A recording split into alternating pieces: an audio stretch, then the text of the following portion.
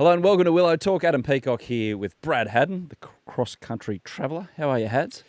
Mate, I'm a bit weary, actually. I've gone from Perth to Adelaide and back on the 6 o'clock flight from Adelaide to get to here. But what exciting 24 hours it's been. Whew. Oh, yeah. We've got a bit to talk about here. We're going to go over the IPL auction. And it was a reasonably successful evening for Mitch Starc and Pat Cummins. And we'll speak to one of them shortly. We're also going to speak to Elisa Healy from Mumbai because the women's test match gets underway against India. And we're going to finish our final studio show of the year with another edition of Ask Hads. And there's been some beauty sent through on social media. But before we get into it, thanks to everyone who's given us a rating or review on the various podcast platforms. We're at 186 ratings on Spotify, so close to 200. Hopefully we can break through that before the end of the year. Thank you for those ratings and get in touch with us on social media. Like Kyle McNess has, Kyle says, just listen to Hads on Rises and Fallers talk about cyclists in Perth.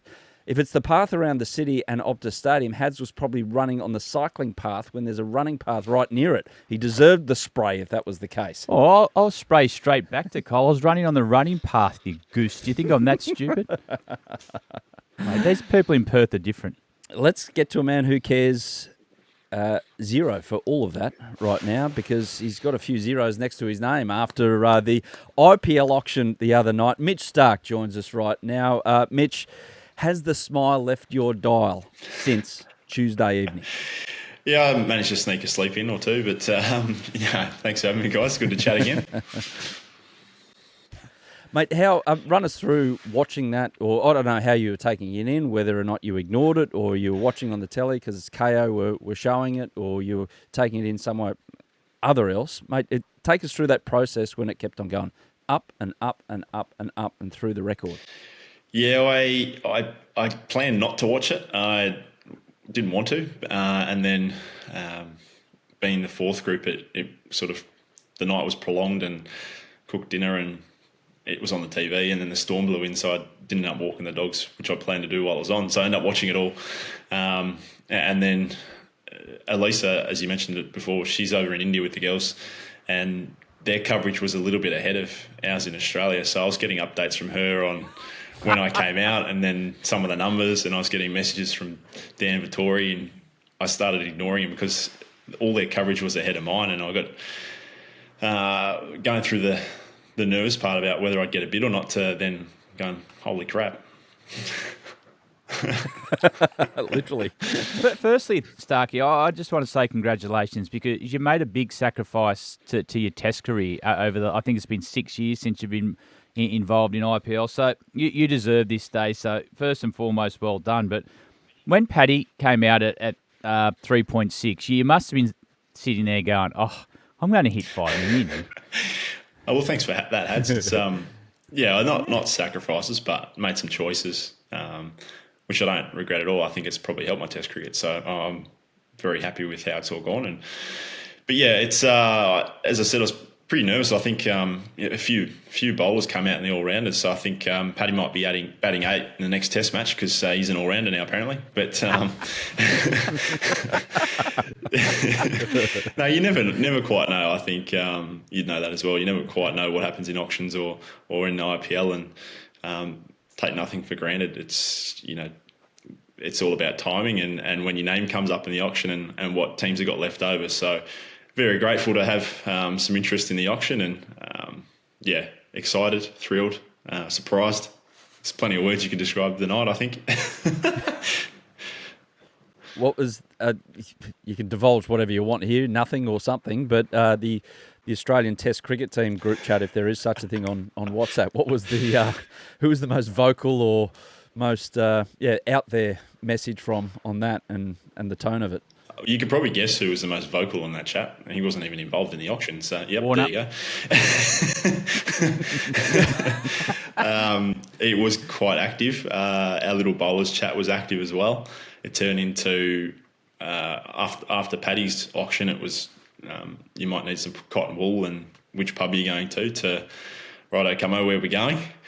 To the team chat, probably saying it's come on my shout for the rest of the summer. So there might be a few things sent through the week in Melbourne. It was around Christmas time, but no, it was. I think you're throwing a few names there with obviously Spence and Jai as well, and a few others. It's been a pretty successful night for the Aussies. Starkey, I know it's some time away. Is there any expectations now around performance?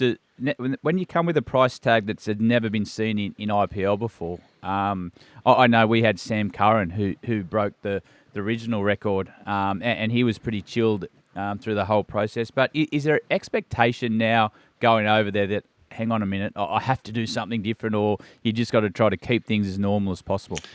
Well, I think that expectation comes with the territory. I think as soon as you go for a substantial amount of money, or you're one of the higher paid players in a team, I think that expectation is going to be ever highest paid player ever. And we picked it here too, by the way. Yeah, Bradley picked it, didn't he? When you said in this very studio, Starkey, that you're going back in, Brad, quick as a flash, you're going to be the record breaker. Yeah, so I think certainly comes with the territory. I think if I was a bit younger and hadn't had I think there's some of the experiences I've had, it probably affect me differently. But having been through plenty of ups and downs along the road and the journey that I've been on, I think you probably take it in stride in a little bit, but also knowing that the fan bases of the IPL teams are rather large and can be vocal at times. So it's part of the experience. I'm sure I'll ride the wave of the good and the bad, and hopefully more good times than the bad. But it's all part and parcel, isn't it? With him listening, with Mitchell listening, obviously, Hads, just take us through. You know the auction so well because you're involved with Punjab with Trevor Bayliss, and they were bidding, and you were going to make a play at Mitch, but it got too much because you have a salary cap. But why is someone like Mitch and also Pat just ultra valuable? Well, first and foremost, it's just their performance. They've done it for a number of years now under pressure on the big stage. I think Starkey's gone through a couple of World Cups. You can correct me if I'm right or wrong here, but he's been leading wicket taker both times. He's been player of the tournament in a couple of them. And someone like Starkey, for example, in the IPL, one, you can bowl with the new ball.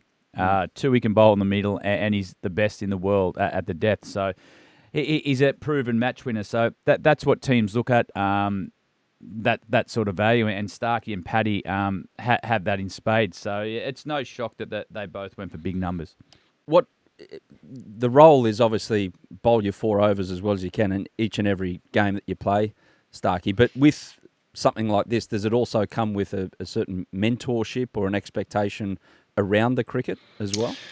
Yeah, I'd assume so. I haven't had any of those conversations as yet. Still very, very raw, but yeah, no doubt being a more experienced player, I guess you call it, or an older guy.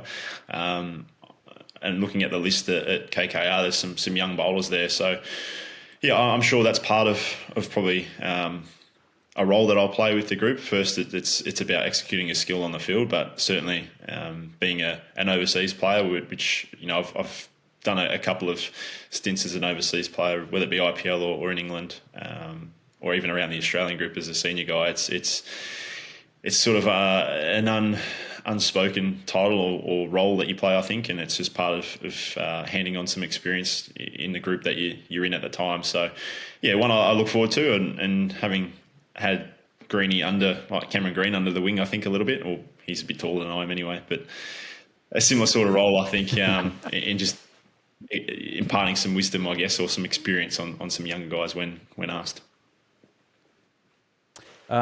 Josh Hazlewood as well. Now, obviously, his situation is a bit different because he wasn't sure how much of the tournament he could play. There's a bit of a question mark there with the birth of a child and whatnot. But it was a bit like the poor guy. It was like you got this headline act at a music festival. They've ripped the stage up. The crowd's into it and blah, blah. And then poor old Joshy comes out the next one and nothing. No one wants to get involved, a little unsure of his situation. You feel for him a bit? Yeah, I think, obviously having spoken to Josh about it anyway, he was only going to be available for the back end couple of weeks, I think. So that's not to say he won't be involved. I think being in the auction means he can come in as a replacement player. So sometimes as a replacement player, you get a blank cheque in front of you too. So you never know what can happen come April and May. You might have a blank cheque from the Punjab Kings or something like that. So win-win for Joshy in a way. He gets to spend some time at home with obviously the birth of his first child. Has a little bit of a break from cricket. Might come into contention as a replacement player, and then a lead up to the World Cup. So yeah, it sort of in one hand, feel for him that he's not been picked up, but in the other side, I think that was either in the plans for him or he was aware of the situation with it all as well. Fair enough. And Hads, I've got to congratulate you on your professionalism on the Fox cricket coverage on Tuesday evening as well, because you had your phone pinging left, right and centre from Trevor Bayliss, and you're actually calling a big bash, man. So well done. You kept your concentration.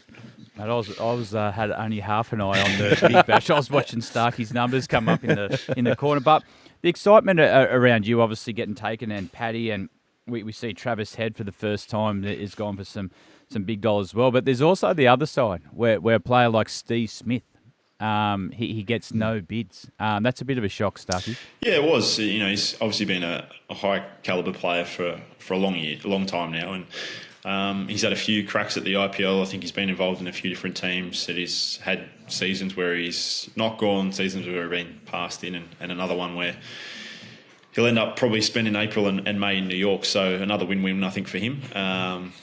But yeah, it's sort of the nature, I think, as you know, with the mini auctions and teams are looking for certain things, and this year round it looked like teams had refreshed their lists to a way to look at fast bowlers. So that's not to say that Steve won't be involved in future seasons. It's just this year I think teams are probably looking for those bowlers. Mitch, just a quick one on the test. Went so well in Perth. As a general rule, I feel a bit for the Australian cricket team when things are going really well, in the sense that the wider sporting public look at it and go, oh, well, it's Pakistan, you should be beating them on home soil. But it was a pretty complete performance. Do you feel any of that inside the group from outside, or is it you're just looking at each other going, yeah, we couldn't have got that any better, pretty much? Probably more of that second one. I think you can't call any series a lesser series, or however you want to term it. They're all internationals. They're games for Australia, and yes, we want to win them as well as we can, and we don't apologise for winning well. So internally, it was a tick in the box in the fact that I think we all performed our job the way we wanted to. There was little things we can still iron out, but I think a pretty well-rounded performance for the first test of the summer, and coming off the back of a big World Cup stint for, I think, 9 of us in that team. It was nice to see runs, to see wickets, good in the field. I think we were 100% catching, I think. So, all very good boxes ticked for the first test of the summer, and hopefully roll on to Melbourne. Stark, I thought it was a great start. I thought yous were absolutely brutal. When the game was there to be won, you turned up the class, the bowlers, and bowled Pakistan out for under 100. But there's one thing I chatted to you on one of the mornings, and I thought it was a really mature thing you did, and it goes a long way to young kids understanding what their game's about. You didn't feel right in a session out there. You quickly went off, grabbed the ball, and in the break, you went out the nets by yourself. What were you looking for there? Yeah, it was an interesting one. I kind of I was searching a little bit for the right feel, or not so much the rhythm. I felt like the rhythm to the crease was going well. I got to the crease well, and then something wasn't quite working the way it should in whether it was my gather or my action, and it sort of meant that the radar was a little bit off, and I was a bit around myself, and it sprayed a few with the second new ball. So something wasn't quite feeling right, and I couldn't quite work it out on the field. I'm generally not too bad at that, and I couldn't quite work it out. And at the end of the first innings, quickly grabbed a few balls in the break and went out the back just to try and work out what was wrong, and try and fix that for the second innings. And it only took sort of 2 dozen balls just to work out that it wasn't my front side, it was actually my bowling path. So I think I had Dan and Andrew McDonald chase me out the nets, wondering what the hell I was doing. But no, I just needed, while I was warm and still had my bowling spikes on, I wanted to work it out there rather than spend the night thinking about it. And it's a pretty special test for your little mate, your golf partner. He finally got his 500th Test wicket. He got over that calf injury. We all thought his leg was going to fall off, but it's a pretty sacred part of the game, and it's not something Australian cricketers talk about. But it must have been a pretty special team song with Nathan finally getting to 500. Yeah, it was. Obviously, being the song master himself, he allows himself to be a little self-indulgent sometimes, which he doesn't do on camera. He's quite a humble person, but allows himself to have that little 30 seconds of self-indulgence as a 500 Test wicket taker, and get to have a little bit of praise to himself. So one that he's certainly very proud of, and as a close mate, I'm sure you and I are both very proud of him as well. And he's a constant thinker of the game and a very nervous character. And it's amazing that someone can sit there with 499 Test wickets and still wonder where the 500th is coming from. So credit to him and his work ethic and his desire to keep getting better. And hopefully there's, I think a few of us said to him out there on the field, there's only 199 to go.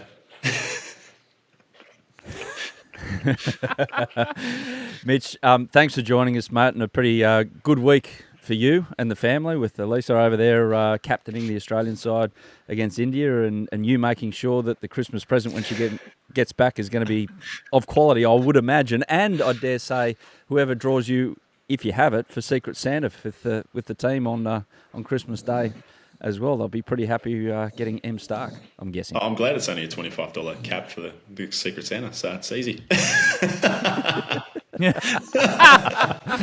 Nicely done. Well done. Mitch, well done, mate. It's totally deserved, and congratulations again, and go well in the Boxing Day test. Thanks, gentlemen. Always a pleasure. Thanks for having me. Proud of you, Starkey. Well done. Appreciate it.